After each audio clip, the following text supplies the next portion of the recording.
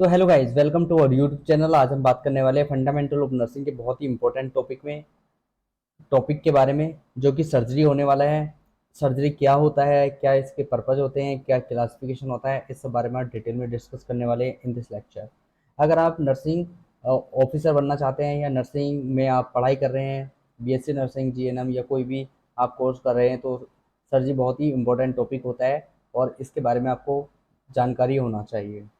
तो चलिए डिस्कस करते हैं कि सर्जरी क्या होता है। तो हम बात करते हैं कि सर्जरी क्या होता है। तो मेडिसिन की वह ब्रांच जो कि डील करती है मैनुअली एंड ऑपरेटिव प्रोसेस को for correction of deformities and defect. Deformities और डिफेक्ट को करेक्ट करने के लिए जो ऑपरेटिव प्रोसीजर किए जाते हैं मैनुअल तरीके से, उसको ही हम सर्जरी कहते हैं। और इसका या फिर हम इंजरीज को रिपेयर करने के लिए और डायग्नोसिस करने के लिए या क्योर ऑफ सर्टेन डिसीज, कोई ट्यूमर वगैरह है उसको निकालने के लिए जो भी मैनुअल तरीके से ऑपरेटिव प्रोसीजर किए जाते हैं, उनको ही हम सर्जरी कहते हैं। तो ये था सर्जरी का कुछ ब्रीफ इंट्रोडक्शन। तो क्लासिफिकेशन क्या है सर्जरी का? The classification of surgical procedures based on the urgency. Urgency के बेस पर जो क्लासिफिकेशन है वह तीन तीन भागों में डिवाइड किया गया है: इलेक्टिव, अर्जेंट एंड इमरजेंसी। तो आप समझिए, इलेक्टिव सर्जरीज कौन सी सर्जरीज होती है? अ surgical procedure not requiring immediate attention, the therefore planned according to patients or providers' convenience or choice, like hernia repair and cataract extractions and tonsillectomy. तो elective means जो कि plan करके और patient patient और doctor की सहूलियत के हिसाब से प्लान की जाती है। ठीक है, कि जब उनको टाइम होगा तब वह आ जाएंगे, इतनी ज़्यादा इमरजेंसी की रिक्वायरमेंट नहीं होती है। एंड अर्जेंट सर्जरीज ऐसी सर्जरीज जो कि परफॉर्म की जाती हैं within a very short period, जो कि बहुत ही शॉर्ट पीरियड में परफॉर्म करनी होती है, within 24 to 48 hour, to preserve health but not in emergency. ठीक है, ले 24 से 48 घंटे के अंदर अंदर होना चाहिए, लेकिन ऐसा नहीं कि बहुत ही एकदम इमरजेंसी अभी के अभी कर दो, like removal of gallbladder, colon resection and amputation. And third one is emergency surgeries. Emergency surgeries को इमीडिएट परफॉर्म करने की जरूरत होती है to protect life, like control of haemorrhage, tracheotomy, perforated ulcer और एक्यूट अपेंडिसाइटिस। तो ये classification था अर्जेंसी के बेस्ड पर। अब बात करते हैं डिग्री ऑफ रिस्क के बेस पर। तो ये दो प्रकार का होता है, या तो मेजर हो सकता है या माइनर हो सकता है। कोई भी ऐसा ऑपरेशन जिसमें रिस्क है पोटेंशियल हजार्ड का and cause the disruption of physiological function. आपने कोई सर्जरी की है, उसमें आपको पता है कि कोई भी फिजियोलॉजिकल डिस्फंक्शन हो सकता है, तो वह मेजर रिस्क है। It may be elective, urgent और इमरजेंसी, ये तीनों में से कोई सी भी सर्जरी हो सकती है, लाइक पॉलीसिस्टेक्टमी, हिस्टेक्टोमी, एम्पुटेशन। अब बात करते हैं माइनर सर्जरीज की। अ सिंपल ऑपरेशन होता है not involving a major body part या बॉडी कैविटी और स्ट्रक्चर, यूजुअली कॉज करता है little disruption of patient's physiological status, like removal of warts like removal of warts, skin biopsy, DNC. अब बात करते हैं बेस्ड ऑन द पर्पज। ठीक है, तो ये बहुत सारे हैं कि क्या पर्पज के हिसाब से आप सर्जरी कर रहे हैं। इसका कोई डायग्नोस्टिक पर्पज हो सकता है या एक्सप्लोर कर रहे हैं किसी सर्जरी को। ठीक है, डायग्नोस्टिक पर्पज के बारे में पढ़ लेते हैं। Surgery to confirm diagnosis, like breast biopsy कर रहे हैं, ब्रोंकोस्कोप कर रहे हैं या एक्सप्लोरेटरी लेप्रोटोमी कर रहे हैं, इसको डायग्नोस्टिक पर्पज के हिसाब से हम कर रहे हैं। क्यूरेटिव सर्जरीज जो होती हैं, एबिलेटिव सर्जरीज भी कहते हैं इनको, operation in which a disease part is removed और destroyed, like appendectomy, amputation, cholecystectomy. Palliative surgery वह सर्जरी होती है जो कि किसी भी सिम्टम को रिलीव करने के लिए और improvement in quality of life के लिए की जा रही है, usually in part in a patient with incurable illness, like colostomy, gastrostomy, jejunostomy, debridement of necrosis tissue. अब बात करते हैं रिकंस्ट्रक्टिव सर्जरी या री restorative surgeries, the surgery to correct the function of traumatic or weak tissue. Example: plastic surgery, skin grafting, external fixation of fracture.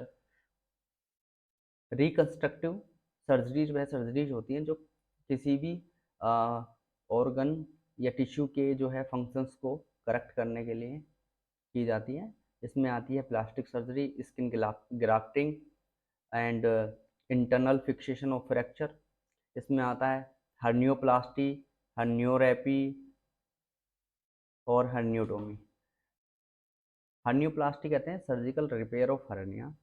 हर्नियोरेपी कहते हैं a surgical procedure for repair of a hernia.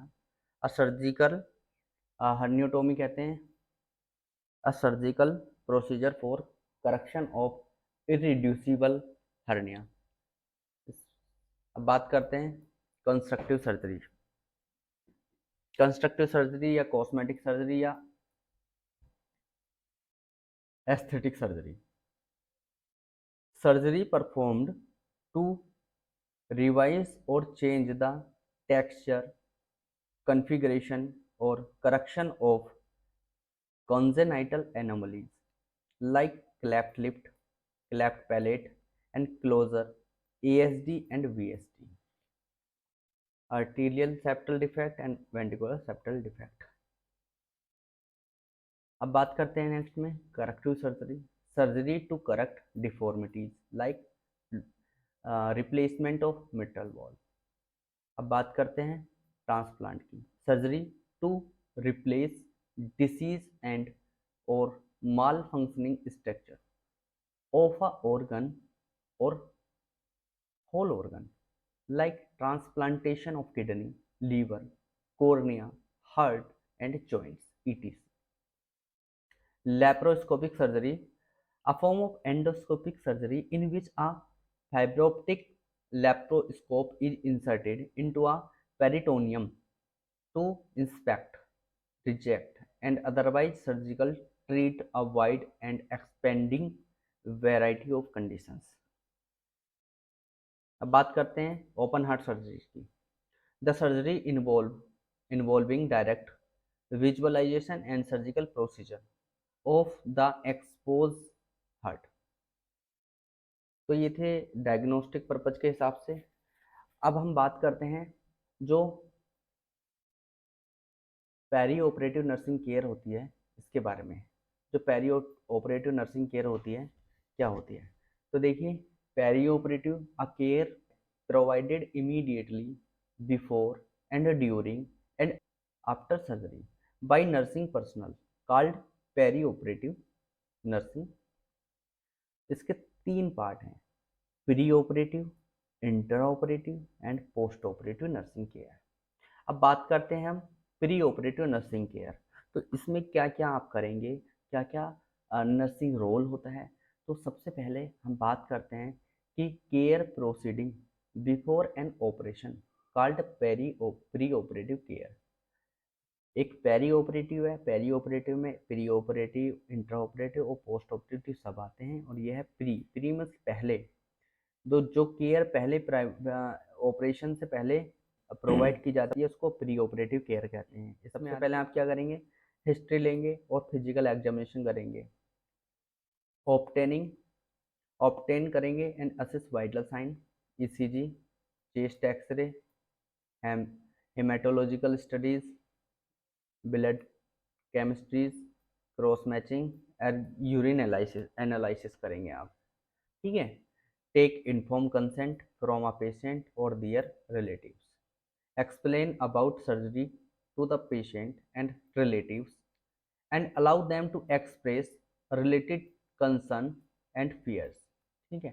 Rest and sleep are promoted। Review NPO nil पर oral status of the patient before surgery। इसमें NPO 6 to 8 hour before general and spinal anesthesia and NPO 3 hour before surgery with local anesthesia। ठीक है। अगर आप कोई भी surgery local anaesthesia से कर रहे हैं तो उसमें 3 घंटे पहले एनपीओ रखने की ज़रूरत होती है। अगर जनरल या स्पाइनल एनेस्थीसिया से ऑपरेट करने वाले हैं तो उसमें एनपीओ रखने की ज़रूरत है 6 से 8 घंटे बिफोर सर्जरी। ठीक है। Gastro intestinal track is prepared as indicated, restrict food and fluid as per order. ठीक है। Give laxative before night of surgery and enema देंगे coming morning to empty the bowel. अब टीच करेंगे उसको before surgery, explain about expected outcomes क्या हो सकते हैं of surgery and to the patient and significant others. Advise to avoid smoking, अगर वह स्मोकिंग करता है तो उसको बोलना है कि 24 घंटे पहले सर्जरी से स्मोकिंग को अवॉइड करना है। Advise to leg and foot exercise and coughing and deep breathing exercise करनी है उसको, ताकि उसका बॉडी में जो है ऑक्सीजन का लेवल बना रहे। Provide privacy and psychological support, prepared operative side as prescribed, assist for any allergy and document if significant, अगर कोई एलर्जी है तो उसको आप डॉक्यूमेंट करेंगे। Perform oral hygiene, removal denture, jewellery and makeup and dress up in a hospital gown. Administer pre-operative medications as prescribed after ensuring that an informed consent has been signed and the patient are voided. Proper identification on the patient identification bracelet is verified. If the patient is menstruating, the type of menstrual protection used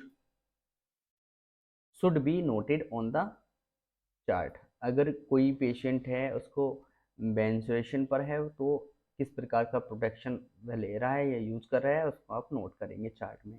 document and monitor vital signs on arrival of patient. आप patient का क्या करेंगे, warm welcome करेंगे by the circulating nurse and confirm करेंगे patient की identification को, जो कि लेबल है अटैच है on arm of the patient, जो कि उसके आर्म में अटैच की गई है। Check all documents. अब बात करते हैं इंट्रा ऑपरेटिव नर्सिंग केयर की। Care provided during the surgery, जो during the surgery care provide की जाती है उसको हम क्या कहते हैं, इंट्रा ऑपरेटिव नर्सिंग केयर कहते हैं।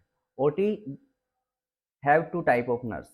ओटी के अंदर जो है 2 टाइप्स की नर्स होती हैं, एक होती है स्क्रब नर्स, एक होती है सर्कुलेटिंग नर्स। जो स्क्रब नर्स होती है, scrub nurse operating room nurse who directly assist to the surgeon and primarily by passing instruments and supplies. यह जो है डायरेक्टली असिस्ट करती है सर्जन को और उनको इंस्ट्रूमेंट पास करना, सप्लाईज पास करना, जो भी इंस्ट्रूमेंट सर को चाहिए होते हैं, सर्जन को चाहिए होते हैं, उनको डायरेक्ट लेती हैं। अब दूसरी नर्स होती है circulating nurse, a nurse who participating in surgeries by following activities.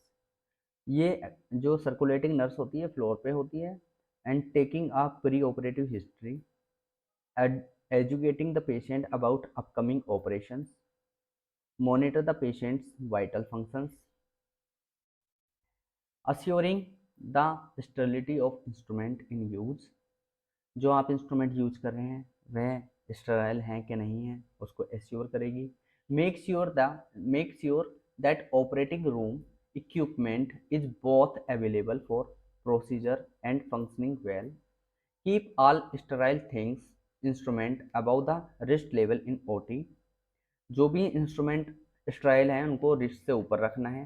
Keep sterile hands always above the elbow level and calculate blood loss by considering the 50 ml blood in every blood staining sponge। तो ये circulating nurse के काम थे। अब बात करते हैं scrubbing. Scrubbing क्या होता है, तो स्क्रबिंग जो होती है washing the hand, finger nails and forearms including the elbow prior to donning the appropriate gown and gloves to participate in surgeries और अदर स्टेराइल प्रोसीजर्स। स्क्रबिंग उसको कहते हैं जो हम गाउन पहनने से पहले अपना हैंड को क्लीन करते हैं, सोप एंड वाटर के थ्रू जो हैंड वॉशिंग करते हैं अच्छे से, उसी को हम स्क्रब कहते हैं। अब बात करते हैं पोस्ट ऑपरेटिव नर्सिंग केयर क्या होती है। पोस्ट ऑपरेटिव नर्सिंग केयर आप समझ सकते हैं, post means after, a care providing after a surgery और any other invasive procedure called post operative nursing care. Care during ये होती है 3 प्रकार की। care during immediate post-operative period, care during the intermediate post-operative period, and care during extended post-operative. Care during immediate post-operative period, period from recovery room to 4 hour of surgery. 4 घंटे के अंदर अंदर जो केयर दी जाती है उसको हम इमीडिएट केयर कहते हैं। इसमें प्रोवाइड की जाती है intensive care after multi system observations होती है during this period, and care during intermediate post operative period जो होता है, इसमें टाइम बिटवीन द 4 से 24 घंटे का जो समय होता है उसको हम इंटरमीडिएट पोस्ट ऑपरेटिव पीरियड कहते हैं।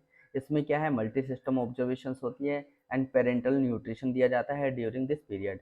अब बात करते हैं एक्सटेंडेड पोस्ट ऑपरेटिव पीरियड की, तो एक दिन से 4 दिन का जो समय होता है आफ्टर सर्जरी उसको हम एक्सटेंडेड पोस्ट ऑपरेटिव पीरियड कहते हैं। And provided routine care along with oral nutrition if bowel sound present during this periods. अब पोस्ट ऑपरेटिव कॉम्प्लिकेशंस कौन कौन से होते हैं इनके बारे में भी हमें पता होना चाहिए। देखिए, एक होता है वुंड डेहिसेंस, एक होता है वुंड एविशरेशन।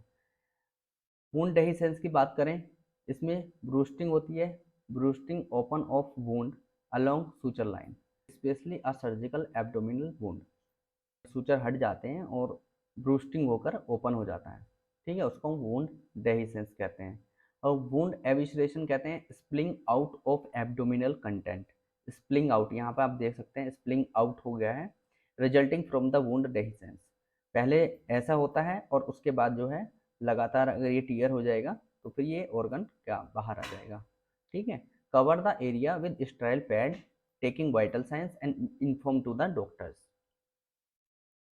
अब बात करते हैं high risk after surgery. High risk के क्या क्या हो सकते हैं, रिस्क ऑफ इन्फेक्शन हो सकता है पेशेंट को from the surgical wound, and indwelling catheter. Indwelling catheter में भी मेन रिस्क होता है।